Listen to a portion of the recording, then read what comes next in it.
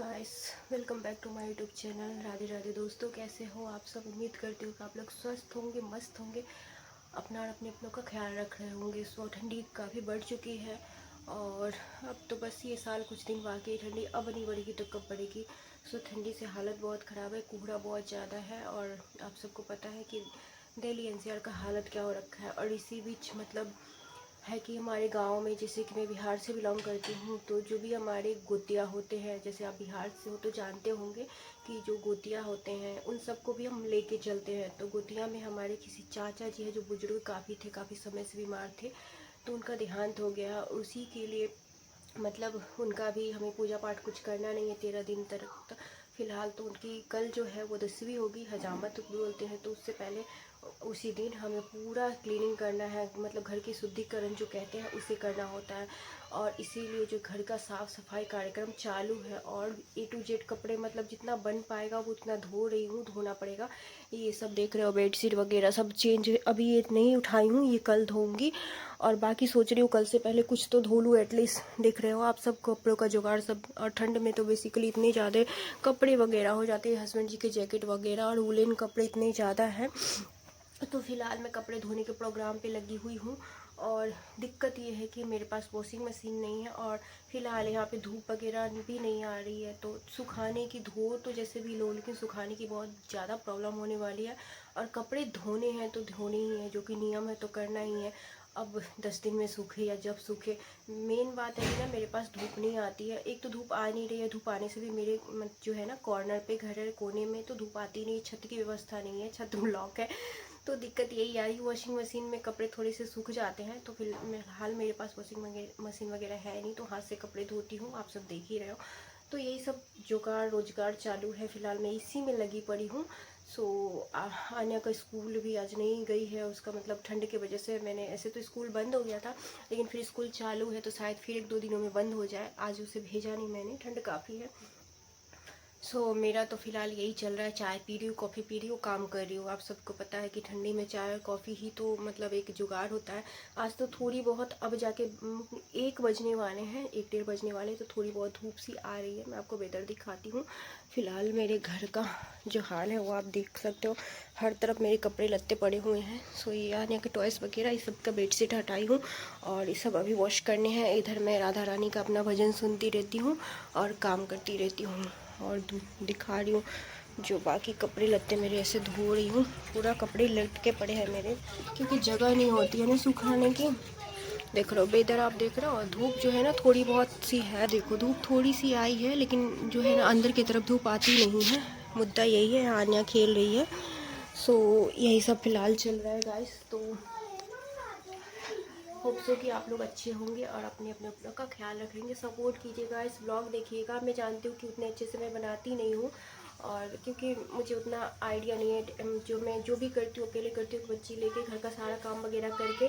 तो अगर आप मेरी जैसे एक मॉम हो तो आप सबको पता होगा कि कितनी दिक्कत आती है, मतलब काम धंधा करके बच्चे के सब कुछ रेडी करने पर मैं चाहती हूँ कि मैं कुछ करूँ, इसलिए मैं कुछ करने की ट्राई कर रही हूँ। अगर आप लोग सपोर्ट करोगे तो गाइस सपोर्ट कीजिएगा, कहीं ना कहीं आप सबको भी ये अच्छा फील होगा।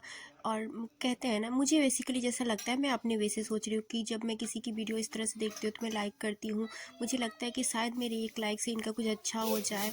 और कि जैसे मैं स्ट्रगल कर रही हूँ ना, हर न्यू जो क्रिएटर होता है स्ट्रगल करता है, तो मैं उनको अपनी जगह रख के मतलब देखती हूँ, तो इस तरह से मैं सपोर्ट करती हूँ गाइस। तो आप सब भी कुछ ना कुछ ज़रूर करें, घर से करें। शायद लक साथ दे दे, आज लक साथ नहीं दे रहा, आज न कल हो सकता है, क्योंकि इसी फील्ड में लोग दुनिया में कितना नाम कमा रहे हैं, पैसे कमा रहे हैं। शायद हमारा नसीब साथ दे दे, तो एक ट्राई करना तो बनता है ना। तो आप सब भी ट्राई करें और ज़रूर करें और सपोर्ट करें गाइस। तो मैं हूँ अन्नू, बिहार से बिलोंग करती हूँ और मैं बना रही हूँ यहाँ आलू के पराठे। आज कुछ डिफरेंट स्टाइल में बनाया था मैंने, जैसे कि आलू को बिना भुना हुआ आलू का बनाया था, और इसमें कुछ स्पेशल जो मसाले हैं उसे मैंने रोस्ट करके जो है हल्का भून के उसके बाद दरदरा कूट के पीस के मिला के बनाया था। आप सबके साथ रेसिपी शेयर करूँगी गाइस, प्लीज़ ब्लॉग को पूरा देखा कीजिए। मैं जानती हूँ कि मैं प्रॉपर अच्छे से ब्लॉग नहीं बना पाती हूँ, क्योंकि मुझे ना कोई सपोर्ट करने वाला नहीं है, मुझे इतनी एडिटिंग अच्छे से आती नहीं है। और साथ में एक छोटी बच्ची, घर का सारा काम होता है, उसको स्कूल लेने जाना, फिर उसे आप समझ सकते हो। अगर आप एक मॉम हो, हाउसवाइफ हो, तो आप समझ जाओगी, मुझे बताने की इतनी ज़रूरत नहीं पड़ेगी। इस तरह से मैं अच्छे से नहीं कर पाती हूँ। हाँ, लेकिन आज ना कुछ अच्छा कुछ कर पाऊँगी तो सब सपोर्ट करने आगे आएंगे, और ये मतलब जो है ना वो सच्चाई है। आपका साथ तो कोई तब तक नहीं देता जब तक आप कुछ कर ना लो। जब आप कर लोगे ना तो वही आपके घर वाले और या फिर दूसरे सब आके सपोर्ट कर देते हैं, आपको बोलते कि हाँ तुम अच्छा करो। लेकिन जब तक आप अच्छा कुछ कर नहीं रहते हो, कुछ अचीव नहीं करते, मतलब कि जो स्ट्रगल का वक्त है ना उसमें कोई सपोर्ट नहीं करता, ये तो सच्चाई है। तो यहाँ मुझे सपोर्ट करने वाला कोई नहीं है, ना फैमिली ना फ्रेंड्स, यहाँ तक कि मेरे हस्बैंड जी मुझे प्रॉपर सपोर्ट नहीं करते। वो कहते हैं तुम करो, लेकिन हाँ ये भी कह देते हैं कि तुम घर का सारा काम पर छोड़ के तुम लगी पड़ी हो इस तरह से। तो इस सब ना चुभता है।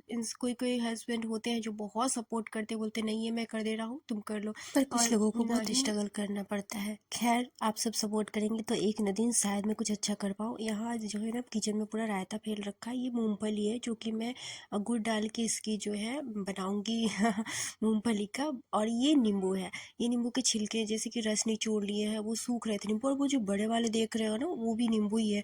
मेरे हस्बैंड जी नीम करौली बाबा के दर्शन को गए थे तो वो वहीं से नींबू लेके आए, और वो खट्टा नींबू है, लगता है जैसे कि बड़ा नींबू है, जैसे हमारे बिहार में गागर नींबू होती मीठी वाली वैसा, लेकिन वो है नहीं। यहाँ आलू गोभी और बैंगन की सब्जी है, हरी चटनी पराठा के साथ। तो इसी के साथ बेसिकली पराठा में इतनी सब्जी वगैरह लगता नहीं, सब्जी मैंने बनाई थी लेकिन हस्बैंड जी ने बोला कि मैं सब्जी की ज़रूरत महसूस नहीं हो रही है, उन्होंने चटनी से ही खाया। तो पराठे में ऑलरेडी इतना स्टफ रहता है, आलू या फिर जो भी भर के आप बनाते हो, तो इतनी कोई ज़रूरत पड़ती नहीं है। तो मेरे किचन का पूरा रायता फैला हुआ है। जब मैं ऐसे बनाती हूँ ना तो इसी तरह से रायता फैला लेती हूँ और बाद में प्रॉपर मैं सही कर लेती हूँ झटापट से।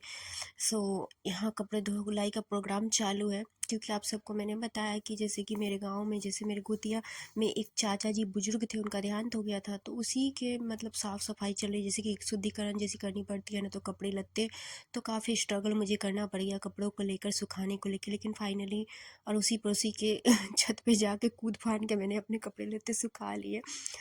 धो धो के तो मेरी कमर की हालत हो गई थी टाइट, मतलब ठंडी में। ऊपर से सी सेक्शन वालों का हाल आप सबको पता है कि कमर में कितनी दर्द होती है, तो बहुत कठिन बहुत मुश्किल काम होता है ये कपड़े धुलाई का, लेकिन करना है तो करना ही है गाइस।